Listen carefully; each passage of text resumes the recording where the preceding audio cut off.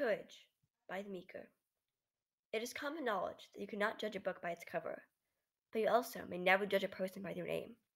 After all, it is foolish to base a person's entire character on a title they were given before they could even figure out how to swallow their food without little bits slipping out. And it is obvious that whoever first adopted the last name Meeker had never expected to have such a courageous descendant. This successor is of course Dink Meeker, and he is proven to not be meek at all. In fact, he is not just the most courageous figure in Battle School, but also in the known universe of Orson Scott Card's Ender's Game. He was the first character to point out the utter stupidity of following along with the officers' plans. Additionally, he protected Ender against the intimidating and at the time dominant commanders of both the Nose and Bonzo. He was also undeniably courageous during his battles led by Ender, even though he was not aware of their almighty purpose at the time. Strength is just scratching the surface of courage, and while Dink did show a great deal of physical toughness, his real bravery lied in the depths of fortitude. This underlying power was Dink's integrity, and it was something he never seemed to leave home without. Dink Meeker is the character that demonstrates the greatest amount of courage over the course of the well-known science fiction novel Ender's Game by Orson Scott Card. Although it is Ender's Game, Dink had the first move, and he paved the way for many of the students to come. He was the original student to refuse to acquiesce in the officer's desires. It is difficult to be the first to do anything, since you have no way of knowing how others will react to your individuality. Yet Dink still resisted the powerful push of the almighty IF agency, in more ways than one. One of his greatest feats was his denying of a commander promotion. Dink recalls to the officers, took away my old locker and bunk and desk, assigned me to commander cabin, and gave me an OMI. But I just stayed in the cabin until they gave in, and put me back into somebody else's OMI. It is important to note that Dink at this point was likely no older than 10, and still stood up to adults. Not just adults, but adults that had the power to punish him however they liked, because Dink's parents were not there to protect him. It would have been easy to give in, but Dink stood his ground. What's more, Dink even told Ender that this happened twice. That shows a tremendous amount of resilience. Dink additionally presented himself with an expressionless and quiet demeanor. Although it is not specifically restricted by the agency, the government definitely preferred to have students who were communicative and cooperative. It was quite the opposite of Dink's mannerisms, which resembled that of a prowling lion, not saying much but ready to pounce if need be. Dink was refreshing amongst the rambunctious boys. It was restful just to watch him drift. But despite Dink's wise and mature appearance, he had an incredible soft spot for things that were considered weaknesses. It was often seen advocating for these behaviors that disobeyed much of what the IF agency stood for. He did not just accept showing these thought to be infirmities, but he recognized their importance. Two of these weaknesses that he supported were discussing home life and crying. Dink explains to Ender his thinking by pointing out, "Why is it that nobody talks about home? Ever? Doesn't that tell you how important it is?" Dink is very correct in saying that, for bottling feelings and thoughts up inside oneself has been proven to only worsen the effect that these emotions have on the body. Another one of these emotions is sadness, and Dink also encouraged Ender to express despair by crying and showing sorrow in other expressive ways. Of course, the officers were quite clear that they expected only perfection for their students, and that crying should not be part of the picture. So it took courage for Dink to share this sort of advice with Ender.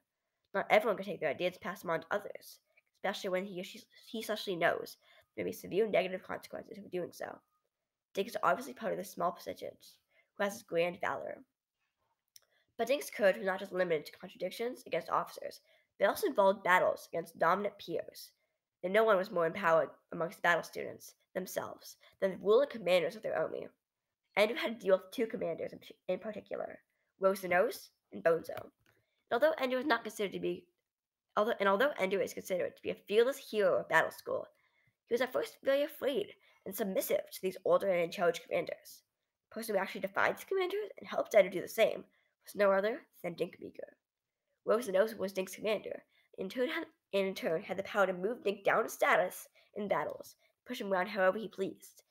Yet Dink refused to let Rose the Nose become a puppeteer, and still gave Ender assistance in how to handle Rose the Nose's orders and judgments. Dink explained to Ender that Rose the Nose can't stop you. Commanders have just as much authority as you let them have. The more you obey them, the more power they have over you.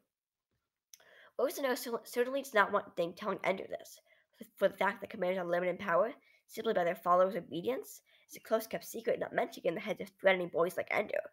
Rose the Nose could punish Dink for sharing something so coveted, but Dink perseveres anyways. Building on this idea of the commander's power to punish, both Rose the Nose and Bonzo have proven to be threatening when angered.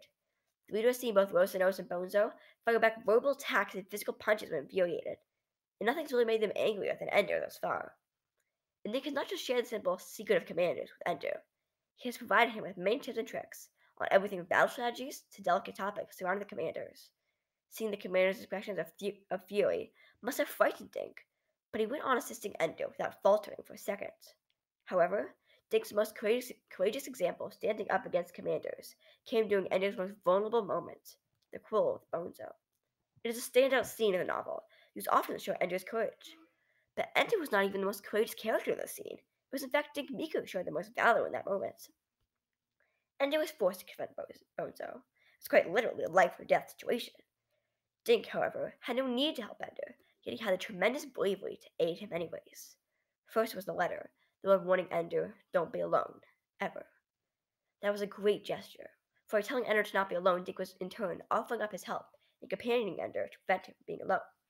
That itself required courage, but it is far from Dink's most gallant involvement in this brawl. Dink went up to the scene of the dispute, pleading, "Stop it, Bonzo, don't hurt him." Bones was in a group at the time, with many bloodthirsty boys who despised Ender with all their being. Dink knew this would be the case, and yet he fought for Ender. He was the only one to do so. No teachers, no Petra, no Bean, not a soul but Mika. Some may argue that since Dink did not succeed in preventing Bonzo from attacking Ender, that he was not courageous at all. Quite the opposite is true, because in seeing Dink's failure, the reader realized it was his risk. Dink knew there might be undesirable consequences, and was aware that he might not prevail in his fight. But despite having this fear, he decided that fighting for Ender was much better than just sitting back and doing nothing. They jammed Dink's face backward at the door, but in doing this, Bonzo's companions did not show Dink's defeat, but rather showed his triumph in being a courageous individual who fought with Ender until the end. And with Ender, Dink truly stood. Dink's courage yet again being exemplified in the constant battles he fought with his student turned teacher. Although Dink was not aware he was saving the whole population, the work ethic and attitude that Dink put into battles was enough to prove him a courageous individual. Dink could definitely carry out instructions made by Ender, which may not seem like a large deal, but it shows an incredible amount of gallantry. By following Ender's directions exactly, Dink was forced to put a lot of trust in Ender. For someone like Dink, who likes to have things done his certain way, putting complete trust in someone else is difficult. It required him to overcome his fears. Dink was also pushed to his absolute physical and mental limit in these battles. It became no secret after the breaking down of Petra that the simulation was much more than just play. It absorbed the energy and the sanity of those who took part in it. As more of the later participants reached their breaking points, the pressure on the rest became all the greater. Dink continued to take part in these battles, even as the pressures builded and those around him collapsed. How to imagine anything much more courageous than that? Yet, as mentioned many times before, physicality is not the only element of courage, perhaps not the most important.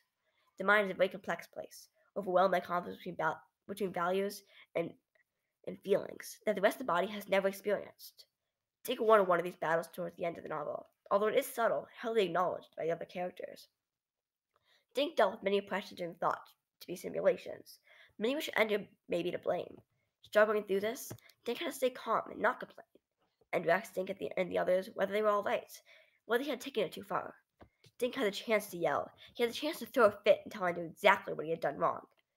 But Ender was in such a fragile state of mind, and Dink simply told him, "Everybody's okay now. Nothing's wrong with any of us. The cowering in the blacked out rooms couldn't cure." Now Dink knew the damage that was done to his mind and general well-being was far from having an easy fix of darkness. But he did not let Ender despair over all his misdoings. He had the courage and integrity to sacrifice his own desires in order to spare Ender, which likely made a great difference in Ender's decision whether to slump in the cabin or go out with Valentine. However, even with all of Dink Miko's extraordinary courageous feats in mind, many may still believe Bonzo to be the most valiant character in Ender's game. While this is an interesting theory, there's one major truth that breaks it all down. Bonzo never faced his fear. He fought with Ender with honor, but his fear was never of losing the fight or dying. His fear was of losing control, losing power over his peers. It was what drove Bonzo throughout the whole entire novel, and since he never faced it, he could not be considered a courageous being. Even in Bonzo's most honorable moments, he was still giving in to the old nagging fear of losing control. When Ender admitted to Bonzo his fear for the Great Ball, Ender found out that it was what Bonzo was waiting for, the confession that he was in power. Bonzo simply cannot be regarded as the most courageous person in this novel if he never overcomes his greatest fear, Dink. on the other hand,